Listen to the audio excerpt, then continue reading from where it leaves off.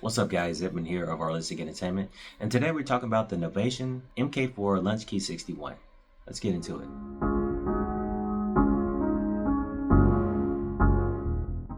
Arlistic go crazy.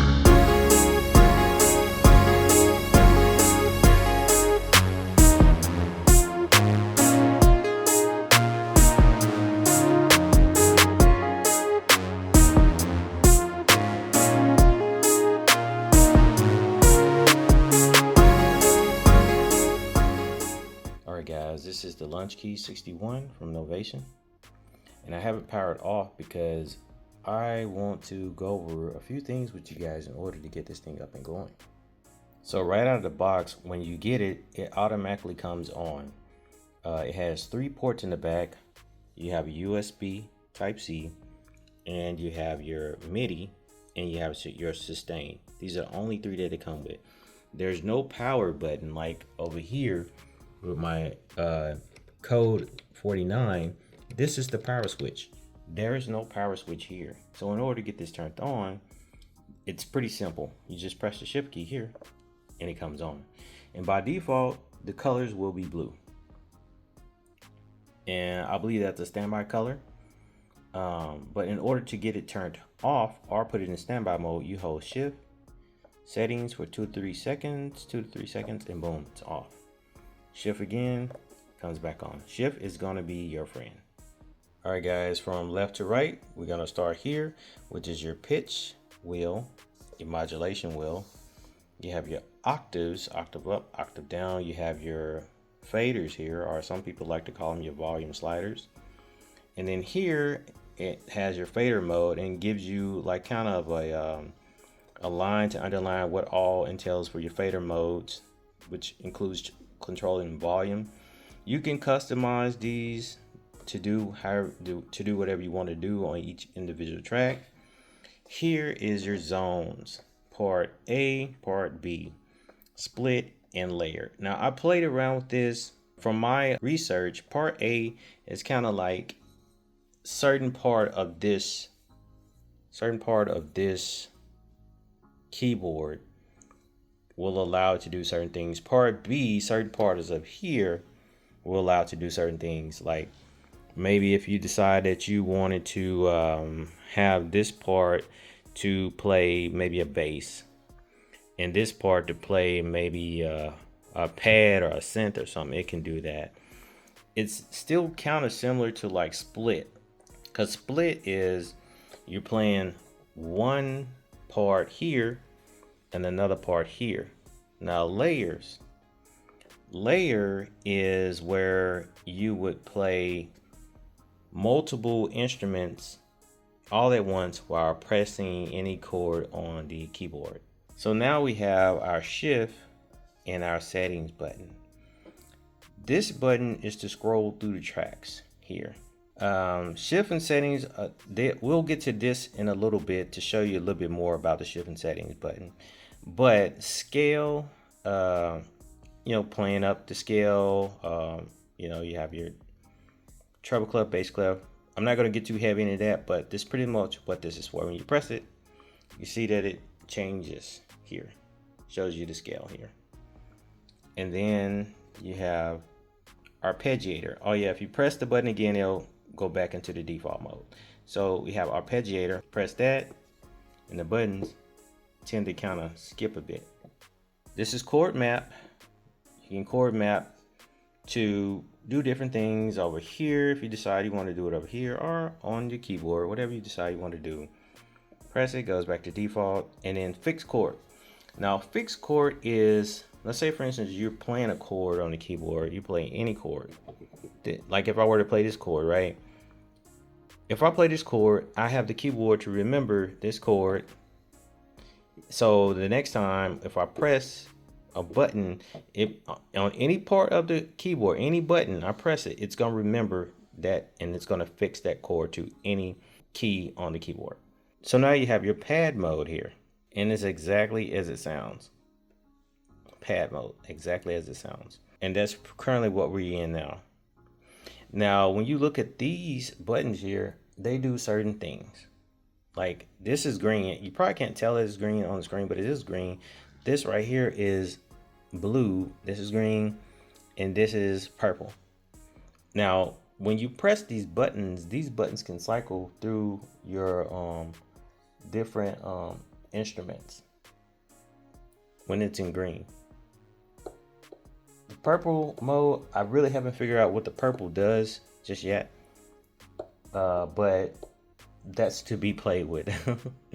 Now the red represents arm mode or record, you know. So like when you select a track, you can press this button, it's gonna arm the track.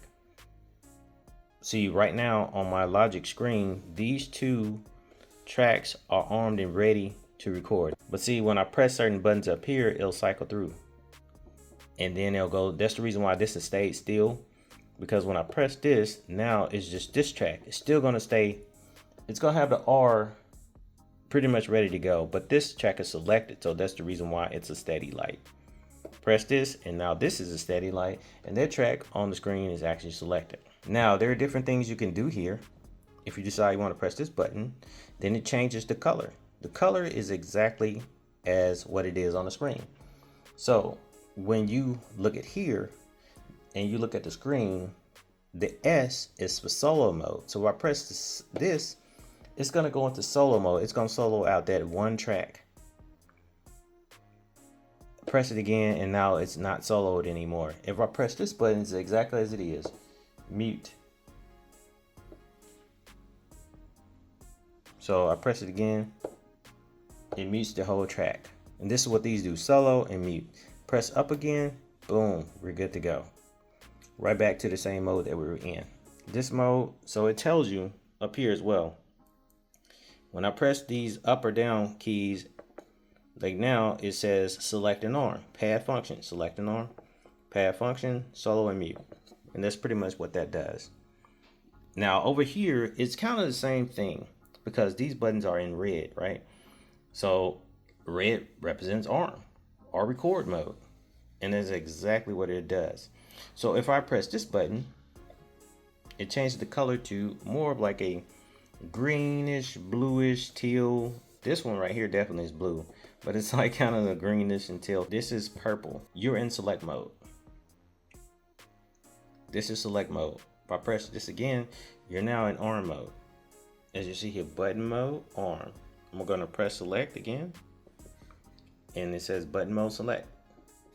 And that's pretty much how that goes. Now over here, these are knobs. And these knobs represent encoder mode. And honestly, I haven't played around with it, but you can. And you may have to map these buttons. But you can hold down shift and press this, and I'm pretty sure it's gonna give you the plugin, mixer, send, transport, and then so on. From what I saw when I played around with it, I could like go into like my EQ, right? And I can turn these knobs, and these knobs can allow me to edit my EQ. Even with the mixer, I can do certain things on the mixer, or if I wanted to move the playhead, I can do certain things with the playhead. These are what these buttons are for. And the arrows kind of do something similar, kind of like scrolling through whatever part of the program that you're in. You can use these buttons to do that. I've just played around with it for a moment. I pretty much messed it up to see what all it could do, but I haven't really just went in to seriously customize things. Now the function key and the right key, this is for like secondary features, which I haven't used it yet at all, but maybe someday I will. And I kept this sticker here so that you guys will see that you have to update this before it functions correctly. Now you have a capture MIDI button here, undo, capture MIDI, undo, quantize, metronome. Now the capture MIDI button, it captures MIDI notes that you play instantly. The undo button is just to undo any, maybe you recorded something you didn't like, so you press undo and undoes it. Quantize makes sure that your notes that you play stay in sync, no matter if it's a drum or a keyboard. Metronome is to help you when you're playing the notes. It makes sure that you stay in sync with whatever tempo that you're on.